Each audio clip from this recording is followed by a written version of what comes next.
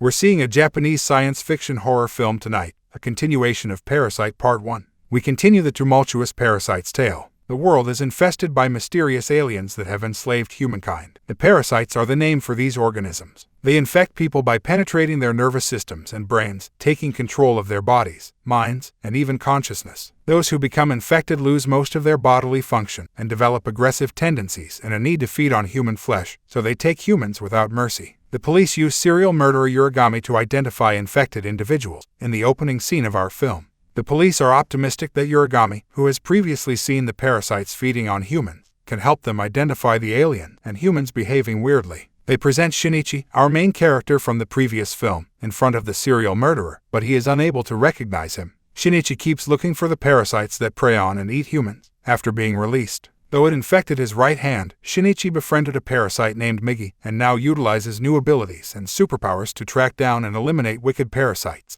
Although Shinichi is still a human, Migi has caused him to gradually mutate and become stronger. Since most humans would not approve of this alliance, Shinichi keeps his friend's existence a secret. He removes a parasite living on a human in an abandoned building with ease by using his abilities. Shinichi senses a presence outside after eradicating the alien and runs to look. He overlooks Shiro Kuramori, an investigative journalist, who is concealed behind a collection of trash. For some time now, Kuramori has been covertly watching Shinichi and Migi. Takeishi Hirakawa, the mayor of the city and another parasite, starts to worry about Shinichi murdering the aliens. As he complains about Shinichi to the parasite's commander Ryoko Tamiya, she prevents him from pursuing the young man. Shinichi and Migi will be used by Tamiya, who is now a mother to a human child, for her research into the parasite's cohabitation with humans. Following that, Hirakawa encounters Godu, another parasite. Godu's body is made up of 5 parasites working together in symbiosis, making him a very potent parasite. Godu suggests that Hirakawa murdered Shinichi. The next thing that is made clear is that Tamiya employed Kuramori to spy on Shinichi. He offers her the evidence he has so far gathered, and advises that they turn it over to the authorities. Tamiya cautions him against doing so, stating that they need more details on the youngster. Kuramori, the only parent of Yumi, has gotten to know Tamiya more over time. He agrees to keep learning more about Shinichi since he can relate to Tamiya, who is also a single dad. Kuramori is finally confronted by Shinichi after being caught red-handed, following him with a camera. Shinichi declines to murder a human being, even when Migi begs him to eliminate the reporter, as he could cause a lot of trouble in the future. Migi informs the reporter that she is a parasite herself, and far more harmful than other parasites. After discovering that Tamiya had hired him to spy on them, they the man. Kuramori is warned by Shinichi and Migi that he is playing with fire and should avoid Tamiya and maintain a low profile. Despite his complete skepticism, Kuramori resolves to carry on with his inquiry. He then asks Mayor Hirakawa questions regarding the parasites. Hirakawa instructs his men to assassinate the reporter after the interview, out of fear of being discovered. When walking home from school, Migi notices the presence of 5 parasites in the area. Migi counsels Shinichi to flee out of concern for their safety. Yet when they are ultimately apprehended, they discover, to their shock, that they are up against a guy who is 5 different monsters. He follows them, but they manage to evade him. Migi delves into the man's brain and neurological system using her telepathic abilities. She then suggests that Shinichi use his speed to defeat the major monster. The monster is then beheaded by Shinichi as he swings past a tree. The guy then regenerates and returns to life as they flee. Godu, the parasite in the man's right hand, assumes the role of the head and commands Miki, the parasite in the severed head, to take over the right hand. Kuramori discovers cops in front of his building as he gets home. When Kuramori learns that his daughters had been murdered by the parasites who had come hunting for him, he rushes to his residence in fear. Due to his anguish, Kuramori is unwilling to help Detective Hirama. Tamiya, in the meantime, is enraged to discover that the parasites attempted to take Shinichi and Kuramori. She expresses sorrow for Kuramori's daughter's needless.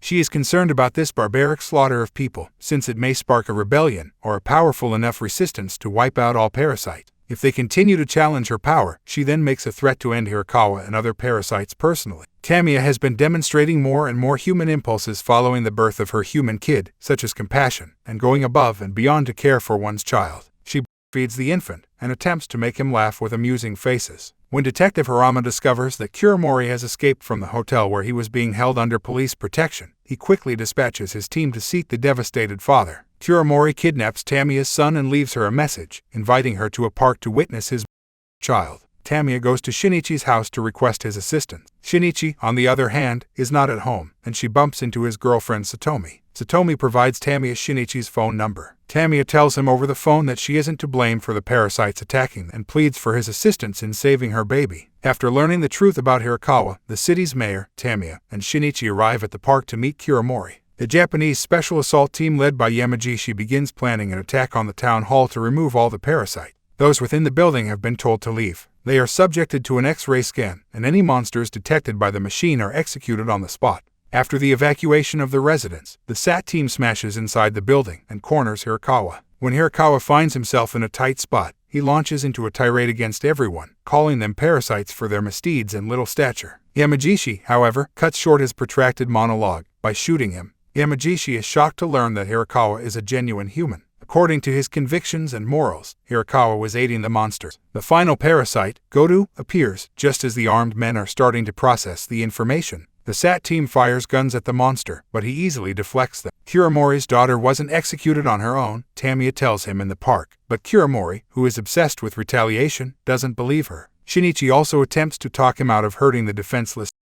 Yet Kiramori is determined to exact revenge on those who hurt his daughter. The cops show up as he continues to hurl Tamiya from the bridge. Without any other option, Tamiya shoots Kiramori in order to save her kid, while also making herself known. Kiramori falls, and the police shoot Tamiya. Shinichi is shocked that Tamiya revealed her identity to save the life of a human infant. Tamiya begins to go with the infant towards Shinichi, rather than flee. When she continues to get closer to Shinichi, despite Detective Harama's warning, the cops open fire with all they have. Even though she is severely injured, she passes the infant to Shinichi and tells him that she doesn't want to go because she doesn't want her kid to live the life of a fugitive. She is near passing when she makes this statement. She urges Shinichi to watch after her kid before passing away, after collapsing. As Tamiya calls to mind Shinichi's late mother, he sobs. As soon as she comes, Satomi comforts her lover. Detective Harama informs Shinichi that the SAT team has perished, as he leads him in for questioning. He quickly drags Shinichi to the town hall. Godu tosses Yamagishi's severed head in front of Harama at the town hall.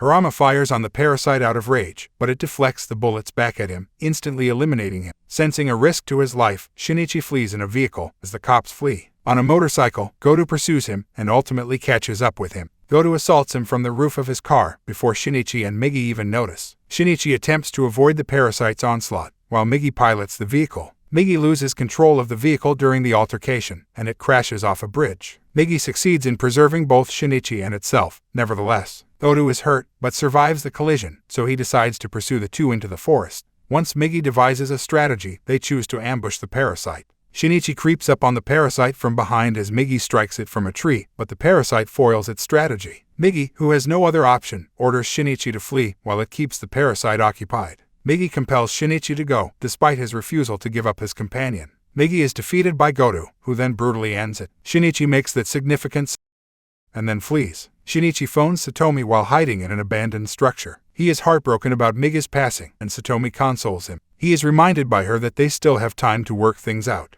When they kiss, the two come to the realization that they will always be there for one another. Shinichi wakes up the next morning to find that Migi's remains are still in his right hand, as a result of Migi's cells infecting his body. Migi had utilized its cells to treat Shinichi's wounds earlier in the movie. He had cardiac problems, which Migi restored. Shinichi also understands that Godu may be able to locate him if Migi is still a part of his body. He freaks out and proceeds to flee with his girlfriend. However, the parasite catches up. With no other options available, Shinichi confesses his whereabouts and tricks Godu into a waste disposal facility in order to spare Satomi's life. The conflict follows. Godu, who is considerably stronger than Shinichi, constantly beats the latter, yet the latter persists. He fights back and maintains his position despite his injuries. He reaches for a metal rod and stabs Godu with it, barely hurting him. Godu then starts smacking Shinichi. He speaks about ensuring the survival of all parasites. Godu is ready to defeat Shinichi when suddenly Migi regenerates and deflects his last strike. As Migi moves to Godu's palm, a lot of toxins in his body are released. Shinichi's right hand receives Migi back, and Godu begins to mutate erratically. The poisons that Migi had discharged into his body caused him to start to fall apart.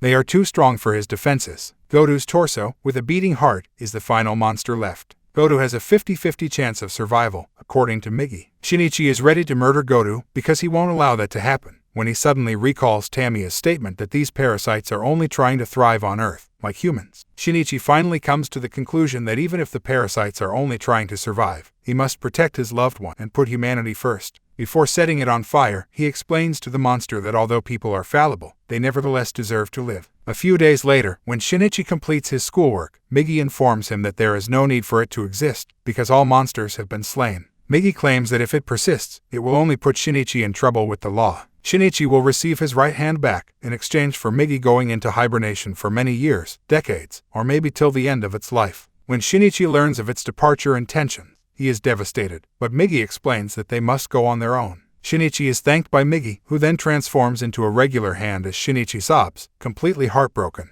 Migi will now enter a state of sleep in order to evolve, maybe to the point where the two will never again cross paths. Some time has passed. Shinichi and Satomi get together to see Taiki Tamiya, Tamiya's kid. The infant approaches the two and appears to like them. Shinichi then goes to the store to get coffee for Satomi. Seeing him go, Yurigami, the serial murderer from earlier in the film, abducts Satomi and takes her to the top of a structure. He is noticed by Shinichi, who then follows him to the roof. The psychopath declares that all people are monsters, since they have been murdering each other forever, and violence is the only thing we have in common. He keeps holding Satomi at knife point. Shinichi is then questioned by Yurigami, who believes that he is a parasite. Shinichi goes on to tell the murderer who he is, but Satomi warns him against it. The murderer knocks her down the building out of rage. Shinichi runs to save her. He strikes the murderer while extending his hand from the top side. He reaches out, but is not likely to save his lover. His whole relationship, memories, and intimate moments with Satomi flash before his eyes. Satomi is pulled to safety as he suddenly realizes he is holding her hand.